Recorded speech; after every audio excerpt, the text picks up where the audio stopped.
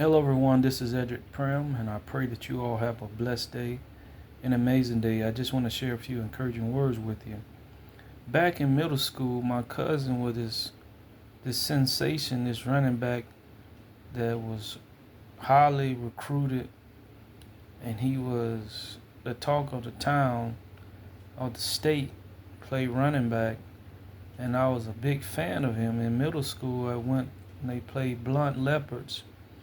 He didn't do too good, but on our way home, my cousin and my friend, this was when I was in middle school, was sitting behind me, and my cousin was was talking about me, and he told me to say something, and he leaned forward, and he mentioned that I had bad breath. That affected my life so much. It gave me a complex. That situation in middle school caused me to have fears of getting close to people because I didn't want people to have anything to say about me. It caused me to be more reserved and not be my, I won't say being myself. It caused me to be shy growing up because I didn't like getting close to people. And the enemy, the enemy want me to live from fear. When I was just growing up dealing with that, and God didn't give us a spirit of fear. He gave us a spirit of love, power, and a sound mind. But the enemy wanted me to fear so that I wouldn't be myself. I wouldn't be myself. I wouldn't embrace the things that God has for me. I could sing. God blessed me with a voice. But when thinking about that, it caused me not to want to be used in the church about my voice because of the situation that I went through in middle school. Always thinking about somebody was saying something about me or talking about me.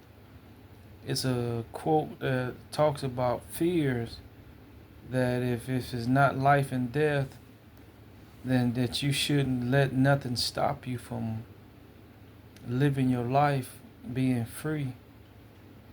Cindy Trium stated that does God have a problem? And the question is no, God don't have a problem. Do you have a problem? And the answer is that no, to be free, to not be weighed down by stuff is what life is supposed to be lived. Will you be free to be yourself, to be able to give and to serve, knowing that you are living from a place of freedom. Jesus died so that people will be free, but a lot of people are not free because of fear. Fear causes them to live life of being unproductive.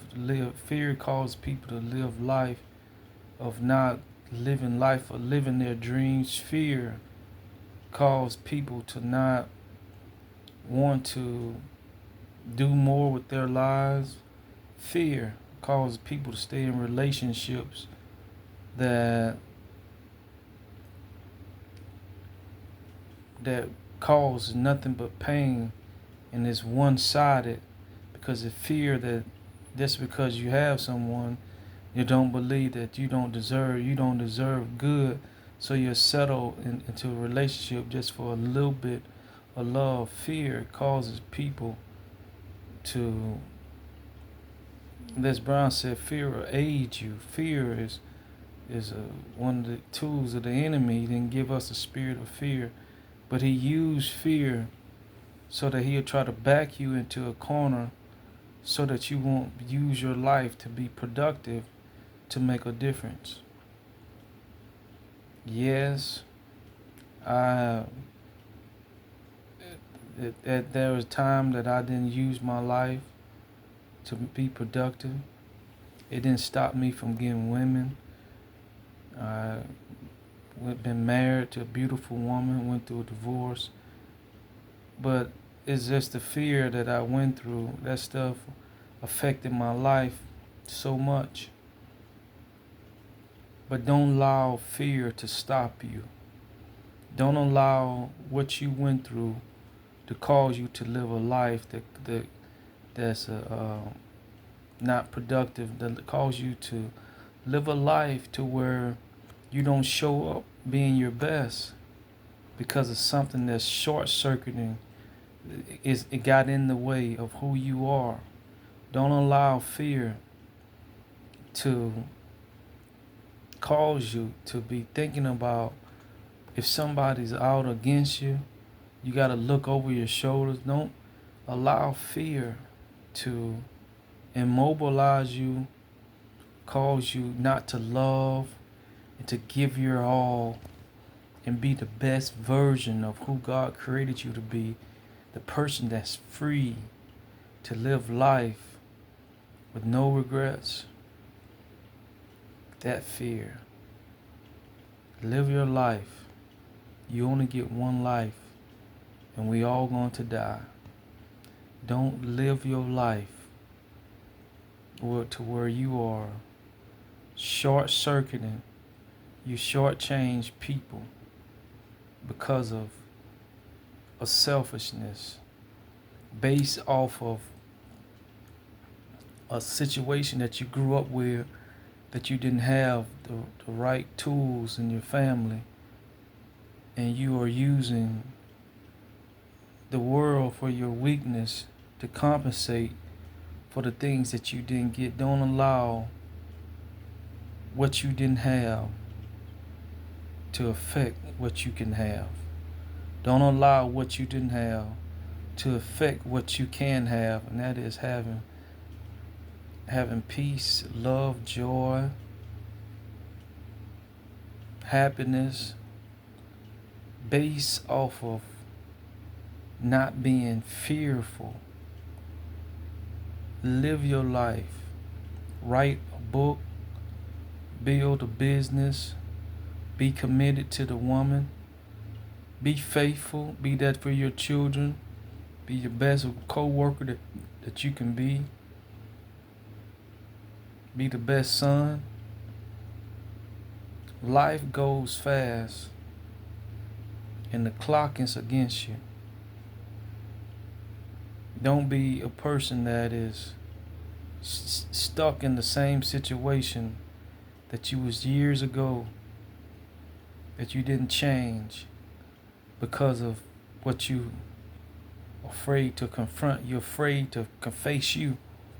A fear of facing you. That's you are taking advantage of you. Eric Thomas said, "You're not gonna do me like this." Yourself. Don't allow yourself to do you any kind of way, because you deserve the best that life has to offer, to be free, to be faithful. I have not cheated on any of my girlfriends, and I stopped doing that when I was 33 years old, and I'm 42 right now. When I went through divorce, I stopped cheating, and it's the most freeing thing that I ever could have did in my life, that I didn't think that it was possible that I can live life to be faithful to one woman. And I did that, and I was like, what else I can do? My name means wealth and influence. I'm supposed to have money. I'm supposed to have my own business. So that's what I'm doing now. Working on that. I just want to share that. Went a little longer than I expected. But don't allow the fear to cause you. Be grateful. Thank